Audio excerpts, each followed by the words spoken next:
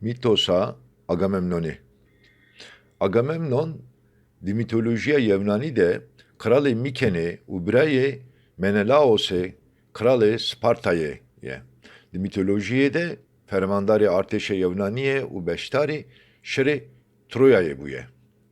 Dema artêşên Yevnanî ji bo sefera Troyayê li Avlîdê dicivin, bara nabe û dinya çik sayîye. Ji ber vê yekê jî Agamemnon dixwaze keça xwe a binavê İphikniayê ji bo Artemîsa xwedawenda bayê bike qurban, da ku Artemîsê destûra bayê bide û ba rabe.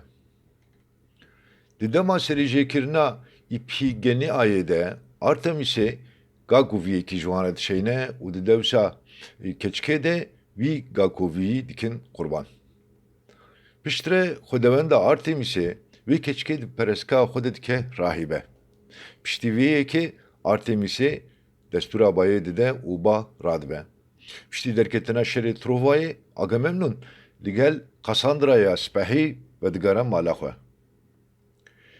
Kıytaîmnestraya jina Agamemnonî bi dildarê xwe re dibe yek û mêrê xwe dikuje.